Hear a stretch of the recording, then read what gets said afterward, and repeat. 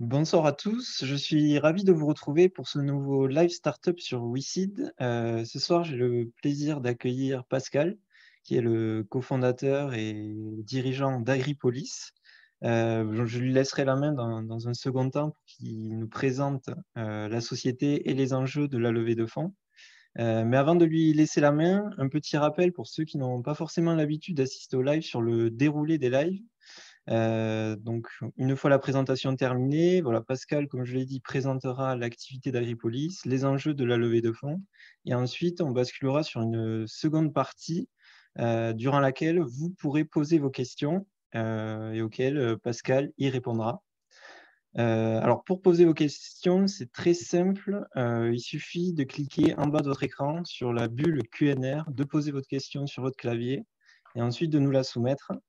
Et Pascal se chargera d'y répondre. Voilà. Pascal, je vous laisse la main, je vous laisse vous présenter, partager votre écran.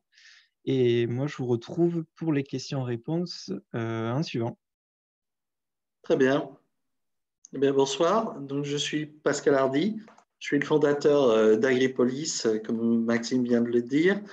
Et c'est une société que nous avons créée fin 2016 et nous avons été actifs dès début 2017, non seulement en R&D, mais avec des sites. Donc, on va voir tout ça ensemble. Je vous propose de partager l'écran pour que vous ayez des visuels. D'ailleurs, vous avez là à l'image une des fermes que l'on exploite, qui est Cours des Lions dans le 11e arrondissement à Paris. Et vous voyez là l'illustration de ce que l'on fait avec des colonnes de culture.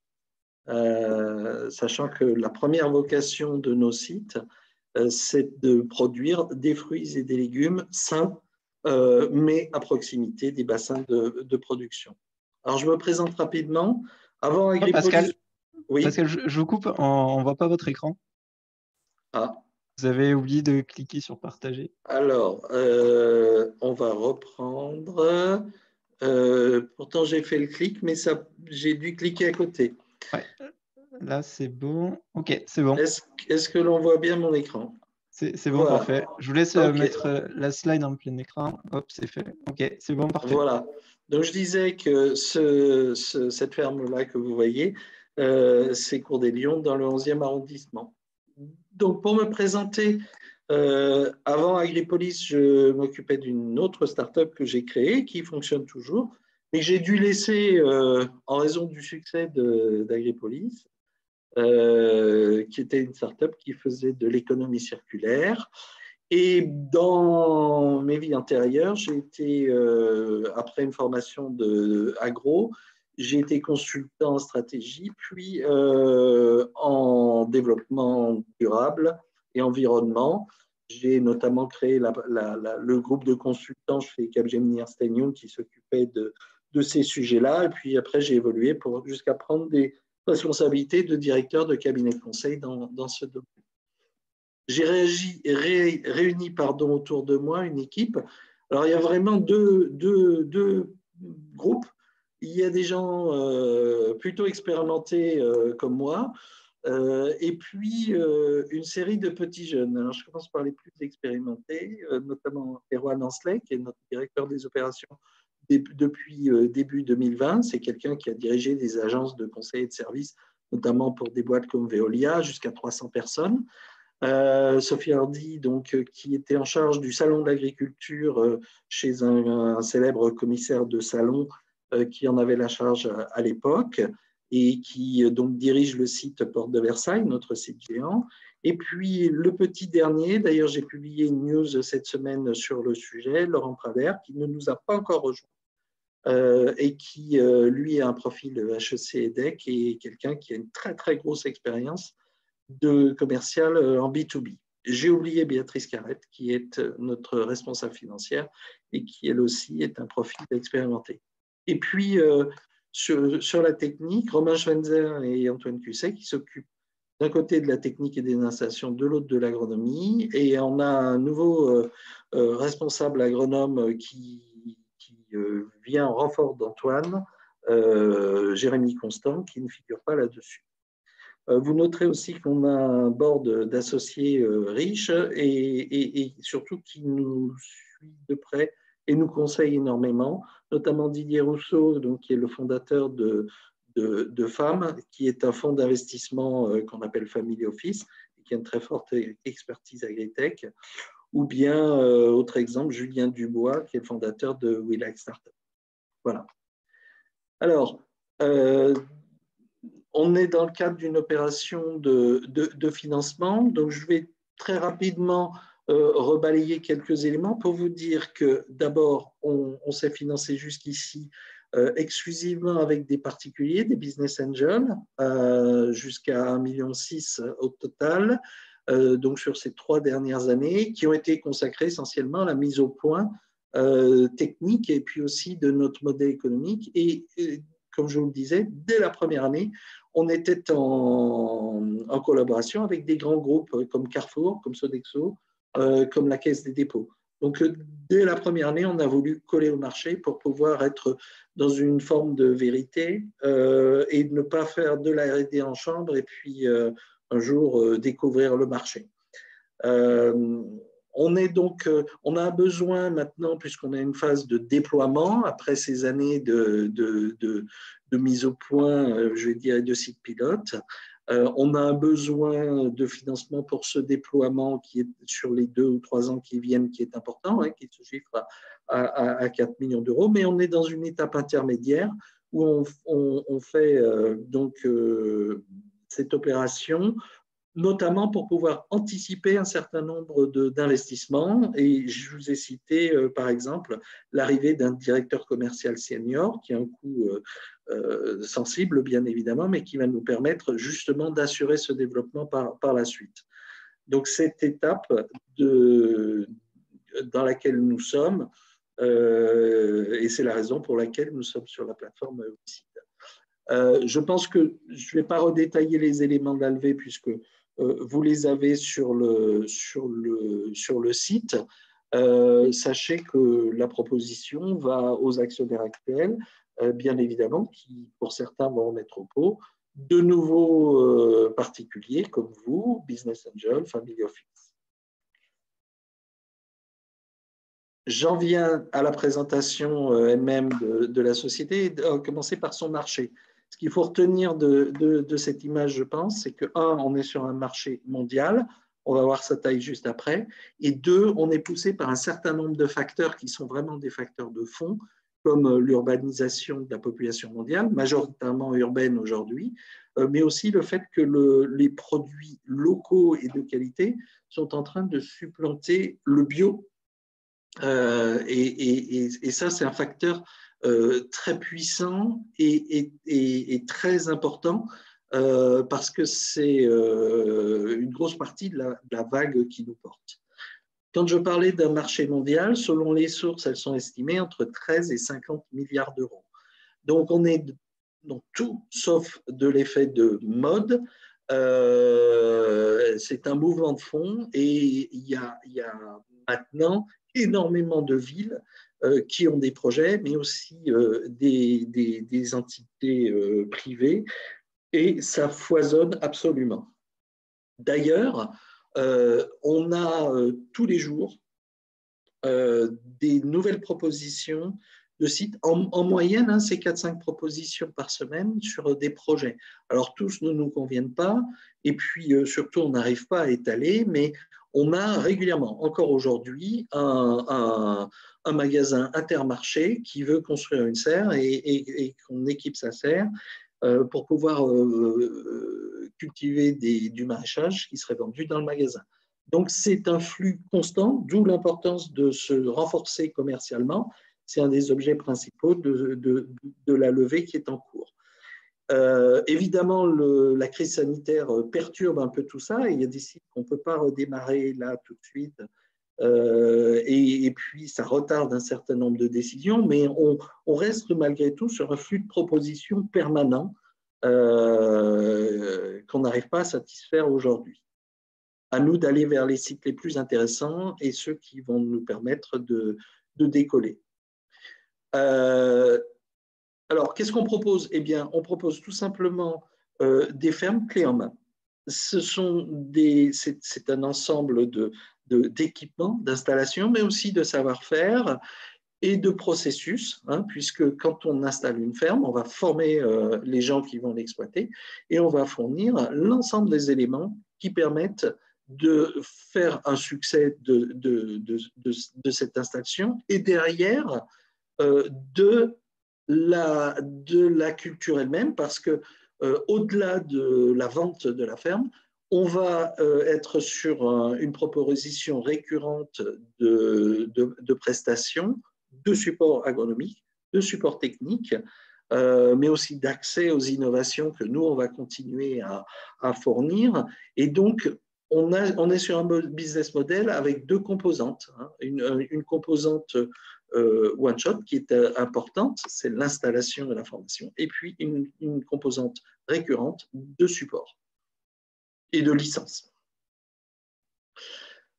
Comme je vous le disais, donc on a passé 3 ans je dirais de mise au point, de tests, d'installation pilote, etc., en réel, avec des partenaires. Et ces partenaires sont toujours là, c'est-à-dire qu'on travaille toujours avec Carrefour, on est toujours avec Accor, on a des projets avec Sodexo, donc c'est des partenaires que l'on a gardés, qui nous ont aidés à mettre au point tout ça. 2020 devait être le début de notre déploiement au sens large. On a pu lancer notre site en exploitation tierce à Bordeaux, mais on n'a pas pu tellement lancer plus, puisque bien évidemment, dans les périodes de confinement, c'était un petit peu plus acrobatique. On est aussi freiné début 2021, mais on a quand même prévu d'installer 6 nouvelles fermes, en tout cas de vendre 6 nouvelles fermes. Cette R&D, elle a porté sur 2 sujets principalement. D'une part, le système de culture en circuit totalement fermé, qui permet, un, d'être très économe en ressources, et deux, de ne pas capter la pollution urbaine. Je reviendrai dessus si certains d'entre vous sont intéressés par le sujet. Et puis, le deuxième ensemble d'innovations, c'est autour de la ferme connectée, la ferme digitale, qui permet non seulement de piloter les éléments de pompe, de nutrition, d'application, de programmes de fertilisation, etc., mais aussi d'avoir des alarmes, que ce soit sur site ou à distance, et de se connecter et de savoir ce qui se passe, y compris à distance sur la ferme, ce qui nous permet, nous, après, de vendre du support technique sans avoir à se déplacer, bien évidemment. Donc, ça permet aussi de déverrouiller la scalabilité du modèle, hein, puisqu'on a conçu quelque chose qui est à la fois léger en poids, qui est la proposition d'agriculture verticale la moins onéreuse, mais aussi, je dirais, agile du point de vue de l'exploitation. On s'adresse à 3 segments de clientèle. Le premier, c'est ce que j'appelle les clients utilisateurs de produits, hein, grande distribution, restauration collective, hôtellerie. Le deuxième, les acteurs fonciers, privés ou publics d'ailleurs, hein, tous les gens qui maîtrisent de près ou de loin du foncier, qui vont pouvoir nous donner accès au site selon différentes modalités. Et puis, troisièmement, les grands occupants. Vous remarquez que sous chacune de ces vignettes, sur chacun des sous-segments, il y a un exemple de site Agripolis. Sur les 11 sites qu'on a installés depuis l'origine, il n'y a pas un secteur qu'on n'ait pas couvert dans nos clients potentiels. Donc, ça nous a permis cet apprentissage dont je parlais tout à l'heure, cette mise au point avec des partenaires. Je n'ai pas le temps de détailler toute la proposition de valeur, mais voilà un exemple de proposition de valeur que l'on fait pour la grande distribution. Cette mise en transparence, en quelque sorte, hein, ça c'est un montage photo qu'on a fait pour un projet avec Leclerc, cette mise en transparence de la production et de la manière dont on génère les produits, et avec la zone de commercialisation. Ça répond directement à ce que je disais en commençant, à savoir qu'on est sur un marché qui est porté par cette demande de produits plus locaux et plus sains, et dont on sait comment ils sont produits. Le lancement de notre site géant Porte de Versailles, qui va être la plus grande ferme en toiture d'Europe, avec 14 000 m², nous a attiré aussi énormément de visibilité, de presse. Là, vous avez des exemples choisis, mais absolument pas exhaustifs, de tous les articles ou reportages que l'on a eus cette année. Et il y en a 3 ou 4 fois plus que ça. Et cette visibilité-là nous sert aussi pour recueillir des propositions de projets un petit peu partout et des propositions de partenariats aussi intéressantes. Donc, la manière dont on va se déployer maintenant, évidemment, on va conserver notre site vitrine et d'expérimentation business sur la porte de Versailles. Hein, c'est vraiment notre site phare. On va avoir un site de R&D qui est à Paris, dans le 13e, à côté des bureaux. Et puis, un site en exploitation tierce sur le modèle de ce que l'on a déjà déployé à Bordeaux, par exemple. Une petite vue sur ce site géant, hein, pour ceux qui connaissent le parc des expositions de la porte de Versailles à Paris. On occupe l'ensemble du pavillon 6, nouvellement reconstruit, mais c'est aussi un site qui nous sert à faire beaucoup de communication, d'événementiel. On a eu des tournages aussi sur le site et qui va nous permettre d'expérimenter des choses nouvelles du point de vue commercial, sachant que notre site de R&D technique est à Glacière. Une petite vue sur le site de Bordeaux, hein, qui est exploité par un de nos clients, Canopé Concept, et qui fonctionne bien et depuis déjà 1 an. Et puis, avant de passer à certains aspects financiers, une petite vue sur notre potentiel. Alors, ça ne figure pas dans notre business plan encore, mais on est sollicité toutes les semaines pour produire des systèmes pour les particuliers. Et je pense qu'on va essayer en 2021 de lancer cette R&D, ce design. On va aussi, et là on a déjà fait des expérimentations, aller sur des productions non alimentaires, puisque aujourd'hui nos fermes servent essentiellement à faire du maraîchage, c'est-à-dire à peu près tous les légumes que vous trouvez dans un magasin, sauf les légumes racines, et puis quelques fruits. Mais pour aller sur des productions à plus forte valeur ajoutée, on a travaillé notamment avec des fournisseurs pour fleuristes, mais aussi sur la cosmétique. Et puis, on va lancer cette année une offre de certificat carbone, puisqu'on est sur un site Porte de Versailles qui fait venir des voyageurs, et on va se lancer dans la compensation, ce qui potentiellement est une rente énorme pour nous. Voilà. Alors, très rapidement, avant de vous céder la parole sur des questions, quelques éléments chiffrés.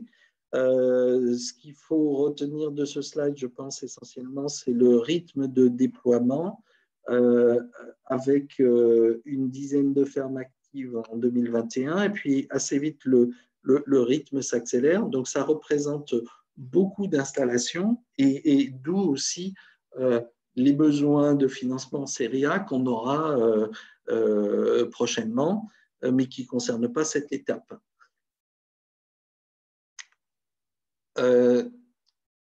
On voit que sur le chiffre d'affaires 2020, hein, la prévision était au-delà de 500. On a en direct l'effet Covid. Juste pour vous donner un exemple, sur Porte de Versailles, le budget comprenait 42% de prestations de location d'espace, d'ateliers, etc. Et autant vous dire qu'on n'a pas fait grand-chose cette année là-dessus. Donc, ça explique la faiblesse relative de ce chiffre de 266 cas par rapport à la marche à franchir pour aller là. Mais en fait, c'est un peu un effet en trompe-l'œil. On a dans notre pipe commercial tout ce qu'il faut pour vendre 6 fermes, je reviens, voilà, qui vont correspondre à ce chiffre d'affaires, plus les sites qui sont en production. Et ce chiffre-là donc est notoirement sous-performant par rapport à ce que l'on avait prévu. Donc, proportionnellement, la marge devait être moins importante. Mais on a tous les éléments pour réaliser le programme qui s'affiche là et arriver au revenu que vous voyez à terme, c'est-à-dire au bout de 5 ans, au-delà de 22 millions d'euros de chiffre d'affaires. Juste une petite vue sur le PNL exploitant avant de céder la parole pour des questions. Vous voyez que pour un exploitant, l'exploitation s'équilibre quasiment en première année, est équilibrée la deuxième, et puis il commence à gagner de l'argent. Alors, on a plusieurs améliorations de ce PNL exploitant pour nos partenaires, à commencer par cette année où on a travaillé sur les productions qui demandaient le moins de temps de travail et qui vont permettre de réduire le coût personnel, qui est important, mais on a aussi travaillé sur les intrants et il y aura prochainement une nouvelle version de ce PNL exploitant beaucoup plus avantageuse, puisque par exemple sur tout ce qui est fertilisation, qui est un poste important des intrants, eh bien, on a réussi à diminuer les coûts par 3. Voilà, donc on sortira une nouvelle version de ce PNL assez prochainement, mais ça fait partie, je dirais, des améliorations que l'on propose à nos clients et qui leur seront facturées au travers de la licence, tout en améliorant leur compte d'exploitation. Voilà, je vous propose maintenant d'arrêter le partage d'écran et puis de suivre vos questions. Merci Pascal pour votre présentation claire et complète. Alors avant de commencer à vous poser les premières questions, on en a quelques-unes qui sont en attente.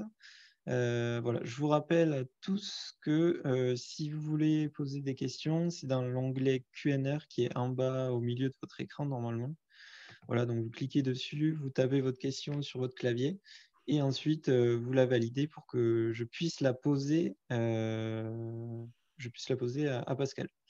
Alors, je vais vous lire les premières questions. Alors, je vais me permettre de répondre à la première question de Laurent. Comment justifiez-vous la valorisation?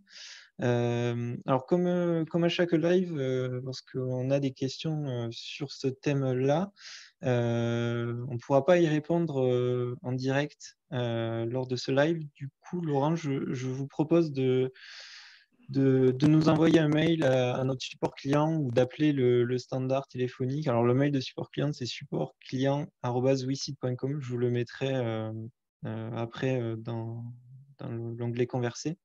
Comme ça, vous nous envoyez un mail et après, on pourra y répondre plus facilement. Alors ensuite, on va commencer avec une première question. Alors, les recrutements comment, Pascal? Les recrutements Voilà, c'est ça, exactement.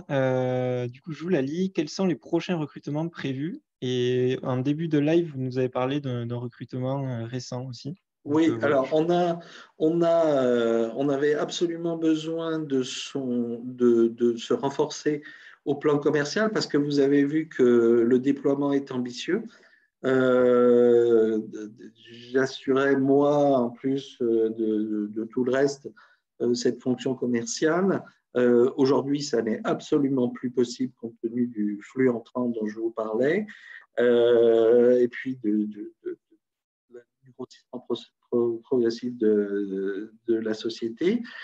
Donc, on a lancé un recrutement d'un directeur commercial qui est quelqu'un de très expérimenté pour de la vente en B2B et sur plusieurs secteurs, dans plusieurs contextes, y compris à l'international. Et je précise aussi que c'est quelqu'un qui va investir dans la boîte. Donc, il va faire partie des associés. Hein, c'est quelqu'un qui va investir à hauteur de 100 000 euros. Donc, ce n'est pas du tout négligeable. Et donc, d'emblée, il devient à la fois un des dirigeants, mais aussi un des actionnaires de référence. C'est ce qu'on recherchait. Au-delà de ce recrutement donc, qui est acté, mais la personne n'est pas encore arrivée, elle arrivera février ou mars. La priorité suivante, c'est de se renforcer sur la partie agro. et sur la partie support, parce qu'à partir du moment où vous commencez à vendre des sites, eh bien, il faut des gens qui soient à l'interface pour pouvoir fournir ce support. Et donc, c'est les 3 domaines sur lesquels on va devoir se renforcer dans l'année qui vient. Ok, merci Pascal.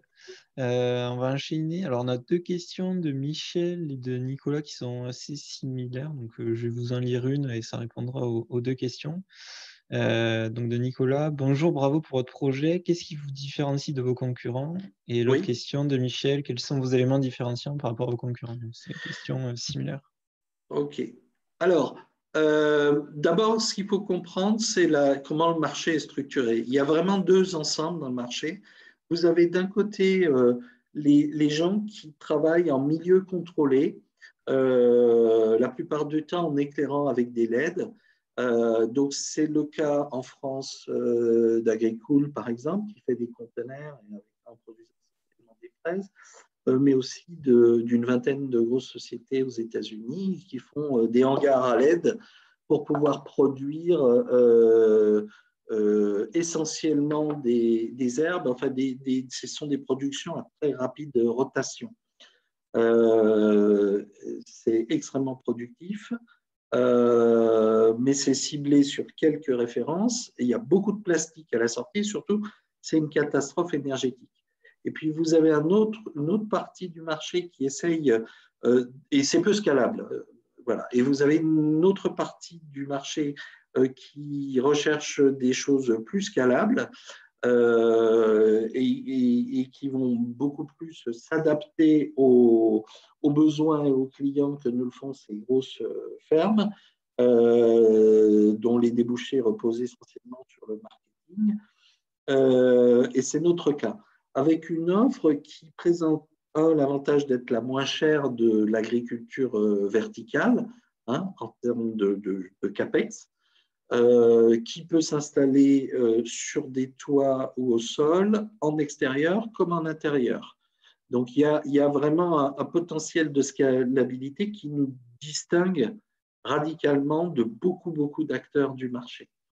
Donc, c'est important de voir que même si on a des inconvénients pour les fermes en extérieur, hein, les aléas climatiques, etc., nous, on pense que c'est la scalabilité qui va faire la différence. Et évidemment, on essaye de privilégier des projets avec serre qui nous protègent plus. Ok, merci Pascal. Je vais enchaîner avec une question alors, qui était posée dans l'onglet Converser, donc je vais quand même la lire. Une question de CRA. La crise Covid continuera certainement sur 2021. Quel sera l'impact sur vos revenus 2021 et ses conséquences, croissance moins rapide par exemple? Oui, alors c'est sûr que on va peut-être être amené à réviser un petit peu notre budget 21. Il faut savoir qu'aujourd'hui, une ferme urbaine équilibre à peu près sur la production maraîchère et puis trouve des revenus aussi à plus forte valeur ajoutée, notamment dans la vente de prestations ou de produits transformés ou de ce que le site permet, hein, en fonction de son implantation, de sa zone de chalandise, etc. Alors, la crise sanitaire a des inconvénients à la fois sur la production. Hein, nous, on a eu, par exemple, des plants non livrés parce que les fournisseurs de plants ne pouvaient pas travailler. Et puis, sur l'aspect, je dirais, prestation. Néanmoins, nous, on s'organise pour ça. Ce qu'on constate surtout, c'est qu'il y a un différé dans les décisions sur l'installation des gros sites. Mais comme en même temps, on a un flux permanent de projets entrants, eh bien, on essaye de favoriser cette année les projets dont on sait que le cycle de décision sera court. Hein, donc des acteurs très motivés, indépendants. Donc dans la grande distribution, on favorise les franchisés indépendants plutôt que les adhérents, etc. Donc, il y a des moyens de contrer ça, mais on voit des effets un peu partout et comme toute l'économie française et européenne, on n'y échappe pas, bien sûr. Ok.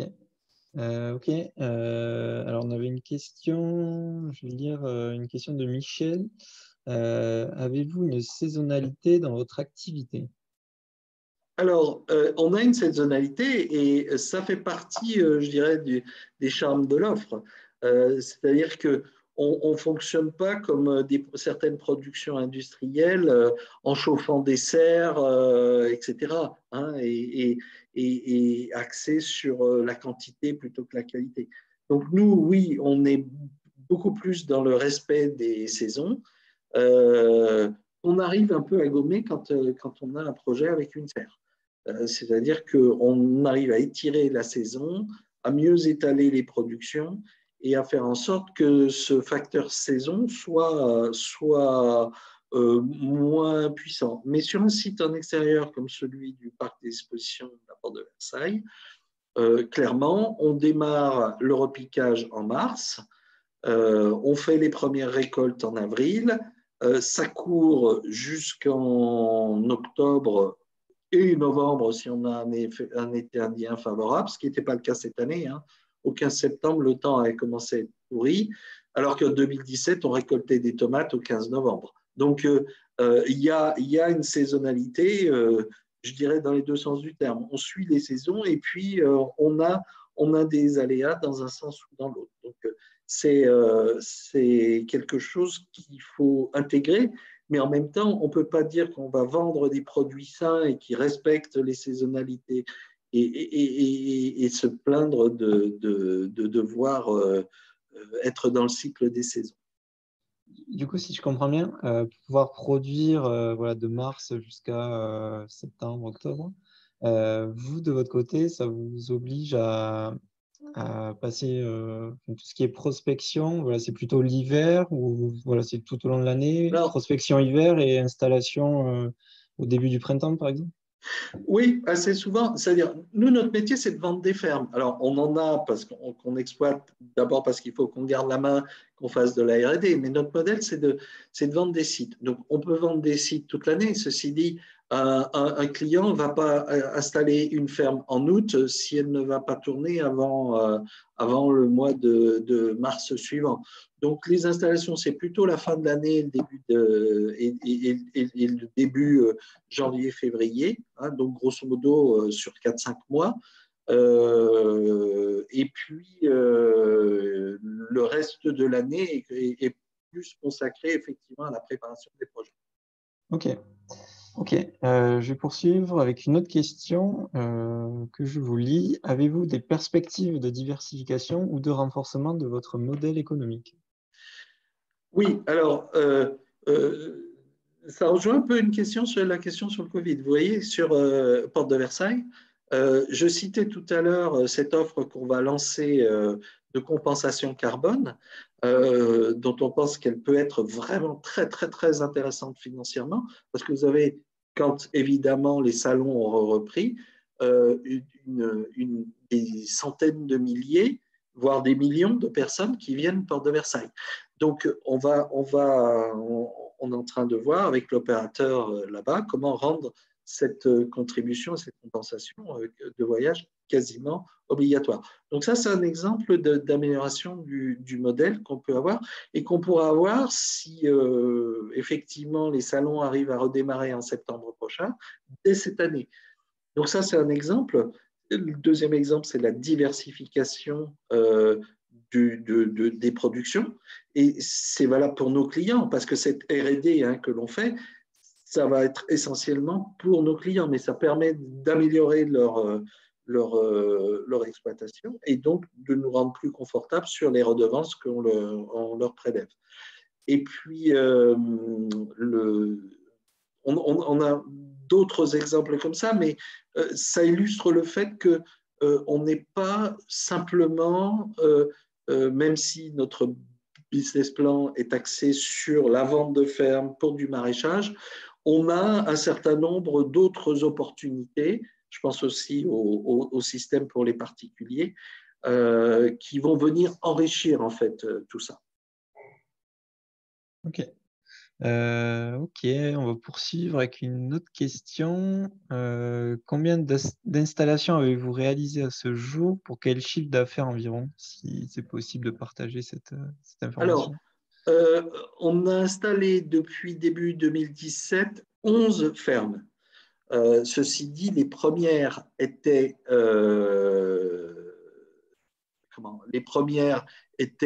très expérimentales.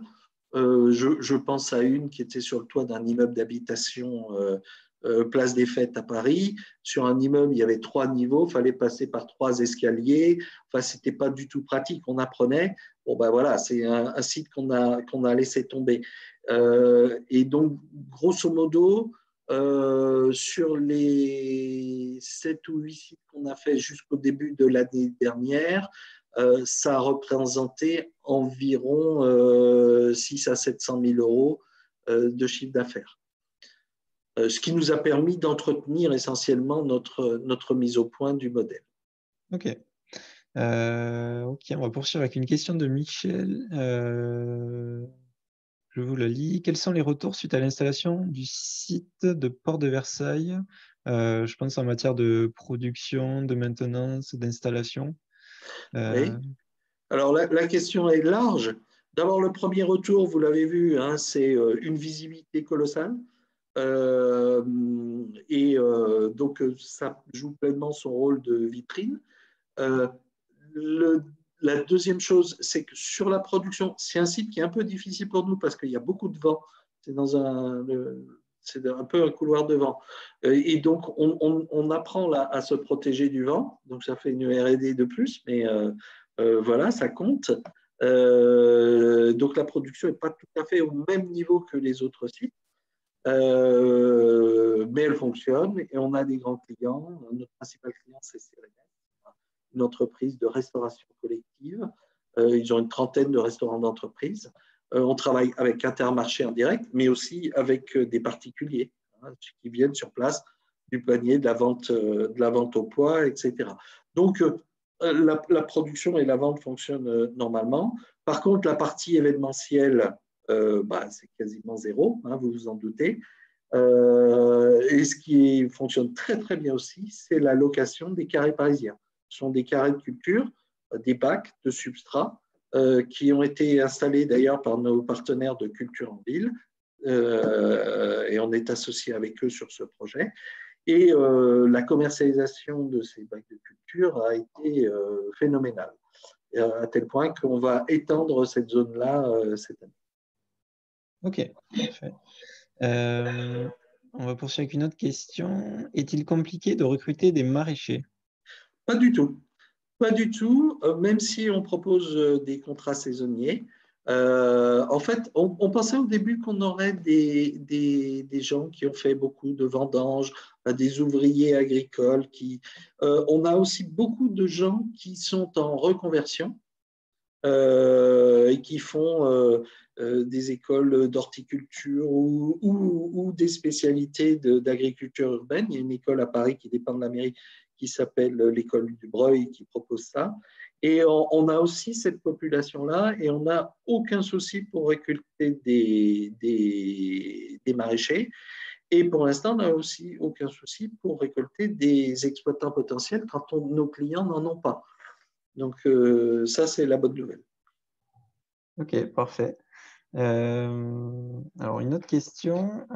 Quelles sont les possibilités d'évolution du PNL exploitant que vous avez montré brièvement tout à l'heure dans votre... Oui, alors le PNL exploitant, il va évoluer, d'une part parce qu'on a énormément travaillé cette année sur les économies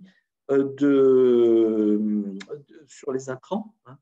Donc, réduire le coût des intrants, que ce soit les plants. On a réussi cette année à les diminuer là, en fin d'année de 30%. On a drastiquement pu diminuer aussi le coût des fertilisants, hein, des nutriments. Et donc, sur la ligne intrant, dans la prochaine version de ce BP, on va voir la traduction, ce qui va donner d'autant plus de marge pour eux. On a beaucoup travaillé aussi sur les plans de production en essayant d'identifier quelles étaient les productions qui demandaient le moins de temps de personnel. Et donc ça va se traduire aussi sur la ligne personnelle, hein, parce qu'on va conseiller à nos clients d'aller sur une chose toute simple et pas du tout intuitive. On fait des tomates anciennes et on fait aussi des tomates cerises. Et en fait, on s'est aperçu cette année que le temps passé pour entretenir des plants de tomates cerises était bien inférieur que le temps passé pour des tomates anciennes, proportionnellement au prix de vente. Et donc, notre conseil à nos clients, ça va être d'aller plutôt sur des tomates cerises et de diminuer leur charge de personnel. Voilà, donc c'est ce genre de choses qu'on va traduire. Et puis, nous, on travaille aussi sur tout ce qui est autour, c'est-à-dire les prestations, les animations, les ateliers, et tout ce qu'on met au point Porte de Versailles, eh bien, on va leur en faire bénéficier au travers de la licence qu'on leur facture, hein, qui est comprise dans la redevance. Donc, ça va leur permettre, si vous me passez l'expression, de mettre encore un peu plus de beurre dans les épinards. Okay. Alors, on se rapproche de la fin du live. Là, il reste pour le moment 2 questions en attente. Je vous pose la première. Pouvez-vous expliciter comment fonctionnerait ce modèle de compensation carbone, exemple de revenu pour une personne qui ferait un vol intérieur? Merci. Là, on peut le faire parce qu'on est sur un site avec des gens qui vont visiter, qui viennent sur des salons. Hein. Je ne vais pas entrer dans le détail parce que c'est encore en R&D, mais le principe, il est connu, hein, c'est de faire une compensation carbone, donc de réserver une contribution dans le prix de leur inscription au salon ou de la rendre obligatoire d'ailleurs, et ce revenu nous revient directement. Et nous, on émet un certificat de compensation, puisque en fait, le fait de produire, par exemple, une tomate chez nous, permet d'éviter une quantité d'émissions de CO2 significative, ne serait-ce que parce que l'on va diminuer drastiquement les kilomètres alimentaires. Hein, je vous rappelle que c'est à peu près 1200 kilomètres en moyenne en France. Donc, c'est très, très conséquent, mais il y a d'autres facteurs aussi qu'on est en train de chiffrer. Et donc, c'est cet avantage carbone que l'on va matérialiser au travers du certificat qu'on va leur délivrer et auquel ils auront contribué financièrement. Mais ça, on ne peut le faire que sur un site où il y a des gens qui viennent voyager. On ne peut pas le faire. Nos clients ne pourront pas le faire. Nous, on pourra le faire sur Port de Versailles, mais nos clients ou sur d'autres sites, ils ne pourront pas le faire. Ok. Voilà. Ok. Alors, une autre question. Comment font vos systèmes pour ne pas capter la pollution urbaine? Ah, alors, c'est une grande question. Ce qu'il faut savoir, c'est que les plantes absorbent les éléments extérieurs par les racines et pas par les feuilles, ce qui n'empêche pas la pollution de se déposer sur les feuilles. Il faut rincer les légumes ou les fruits comme tous. Mais c'est par les racines que les polluants sont intégrés, et en particulier les métaux lourds. En ayant développé un système totalement en circuit fermé, donc n'étant jamais en contact avec l'air ambiant, on ne va pas accrocher les pellicules de pollution, hein, les particules pardon, de pollution. Et donc, on va, sur ce qui va arriver sur les racines, être exclusivement avec l'eau, les bactéries que nous, on ajoute dans le milieu pour recréer un biotope du même style que ce qu'on a dans le sol, et les nutriments. Et donc, on a fait faire des analyses laboratoires, mais nos clients aussi. Hein, Carrefour, dès la première année, a fait faire des analyses, notamment de métaux lourds, et on se retrouve avec des résultats à labo qui sont inférieurs à des productions, bio ou non, produites ailleurs en Île-de-France. Donc, c'est assez paradoxal. On peut être à 500 mètres du périph', mais ne pas absorber la pollution urbaine. Ok. Ok. Alors, on se rapproche de la fin du live. On va prendre une ultime question. Donc, Je je vois vous qu'il y la en a une pose. à laquelle je n'ai pas répondu sur les fertilisants, là. C'est celle-là? Ça, exactement. Une question de Nicolas. Bonjour, vos fertilisants sont-ils bio ou raisonnés? Quelle est votre implication dans leur production? Merci. Alors, je vais commencer par la fin de la question. On n'est pas impliqué dans leur production. On a fait des essais, et notamment euh, des essais qui consistaient à récupérer des déchets verts, mais pour pouvoir produire de manière constante en qualité et en quantité des fertilisants, eh bien, il faut avoir quasiment une usine sur place, hein. Et la qualité varie sans arrêt en fonction de la composition, par exemple, des déchets de taille que vous avez. Donc, c'est très compliqué, c'est un métier en soi. Donc, à chacun son métier. Par contre, on choisit nos fournisseurs euh, pour qu'ils travaillent de manière vertueuse. Donc, on a aujourd'hui un fournisseur qui d'ailleurs est dans la région de Toulouse, qui génère des produits à base de déchets agricoles. Euh, et on travaille aussi avec des fournisseurs plus classiques pour la partie minérale, hein, puisqu'il faut savoir qu'on a deux types d'éléments. Des fertilisants minéraux, donc classiques, hein, que tout le monde connaît, et puis des fertilisants organiques, donc des éléments qui vont entrer en décomposition dans nos solutions. Donc on ne peut pas être entièrement, compte tenu de notre savoir-faire aujourd'hui, avec des productions, enfin avec des fertilisants qui seraient bio, mais notamment sur la partie minérale, hein, ça c'est pas possible aujourd'hui, mais sur toute la partie organique, on est, je dirais, au maximum, au taquet de ce que l'on peut faire. Ok, super. Merci Pascal. Je vous laisse la main si jamais vous voulez conclure et voilà, dire un dernier mot au Wissider avant que le live ne se clôture. Oui, eh bien, en fait, je dirais que le principal message, c'est qu'on est une étape charnière. On a réussi à mettre au point un modèle que l'on a beaucoup industrialisé, qui est scalable, à la fois économiquement et techniquement. Et maintenant, on a devant nous, je dirais, un autre jeu. C'est un jeu de déploiement, d'efficacité opérationnelle. Et c'est pour ça qu'on a besoin aussi d'aide, de support pour franchir cette étape. C'est-à-dire que là, ce qui est clairement devant nous, c'est de la vente de ferme, du déploiement à plus grande échelle que ce qu'on a fait aujourd'hui. Et donc, c'est une étape qui est assez intéressante parce que on lâche un peu notre bébé dans les mains de clients et il va falloir que nous, on soit, je dirais, très bon dans ce côté absolument clé en main que je citais en commençant tout à l'heure. Voilà. Ok, super, merci. On va se quitter sur ces mots. Merci Pascal, merci aux Wissider présents en direct. Si jamais certains d'entre vous sont arrivés en retard, le replay sera disponible normalement dès demain sur la page d'Agripolis. Et voilà, pour ceux qui regardent le replay et qui ont des questions, voilà, n'hésitez pas à les poser dans l'espace commentaire. Et Pascal ou Wicid, on se fera un plaisir d'y répondre. Voilà, merci Pascal, merci à tous et à bientôt pour un nouveau live startup sur Wicid.